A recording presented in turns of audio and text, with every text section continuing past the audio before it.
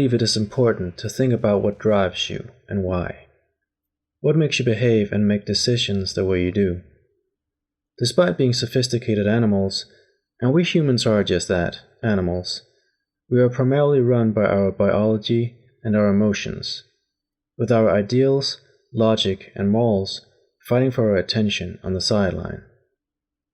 These factors are combined with exterior motivators like social and cultural conditions, which greatly shapes the way of our thoughts and feelings, and the influence from our biological programming. Our modern society is individualistic and consumer-based. Many of us live with the conviction that we are enlightened, that we are ethically and morally superior beings, making independent decisions based on logic and sense of responsibility. For the individual who is convinced of an autonomous human being looking back at him or her in the mirror, the truth is more complicated and probably less satisfying.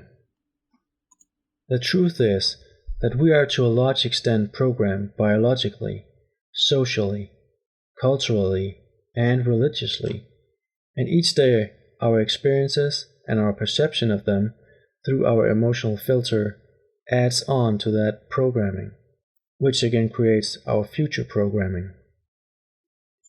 As humans, we run on either of two available operating systems. One operating system belongs to women, and the other belongs to men. I compared the extent of our human programming to the operating system of a computer. Some computers run on Windows, some computers run on Apple Mac OS, and some run on Linux. In further videos, I will give my personal view on how I see the difference between the two operating systems.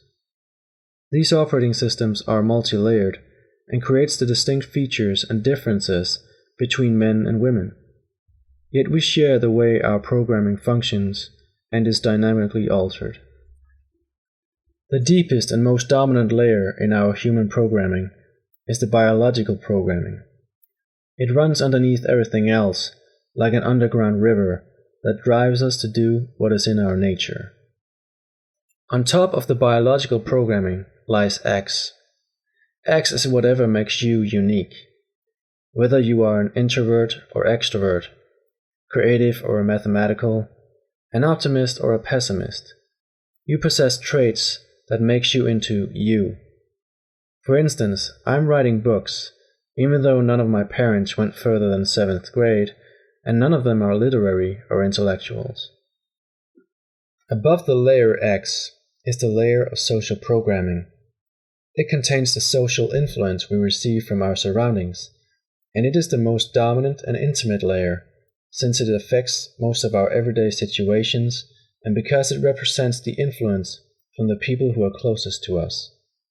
This is where we think, feel, and behave based upon the opinion of our parents, the choices of our friends, as well as our position at work or in the classroom at school.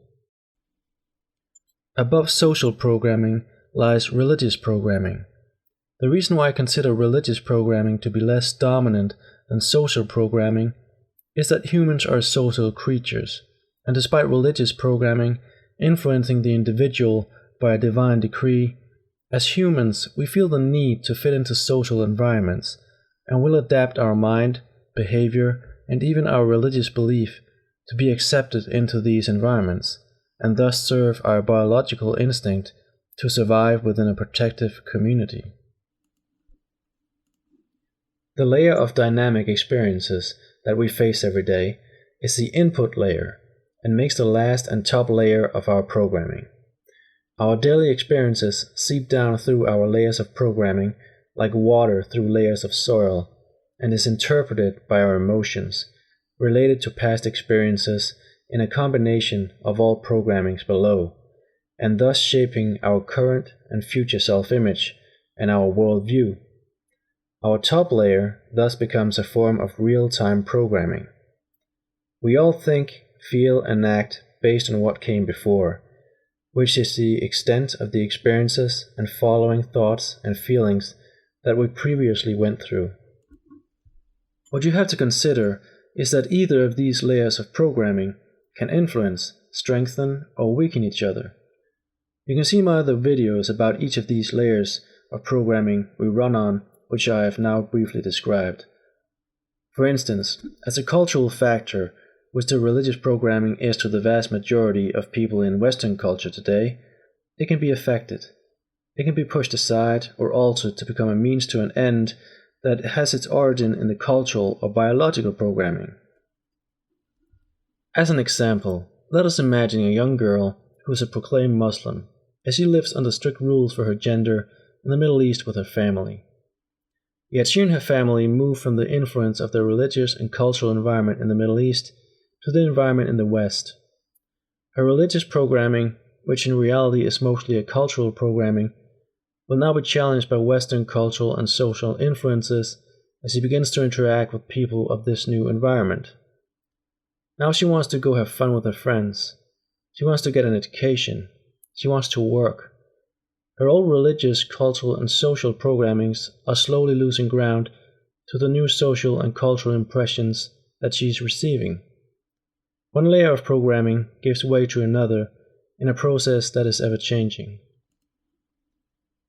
I believe that there is essential knowledge about our nature, and there are individual cultural, social, and religious traits which it would be beneficial for everyone to be aware of, not only for the purpose of helping themselves in becoming the person that they want to be and living the life that they want to live, but also to prepare them for the world and the people whom they will meet and have relations with throughout life.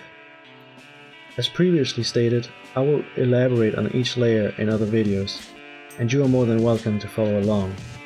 Feel free to like and comment if you wish to add to the subject. Thank you for your time.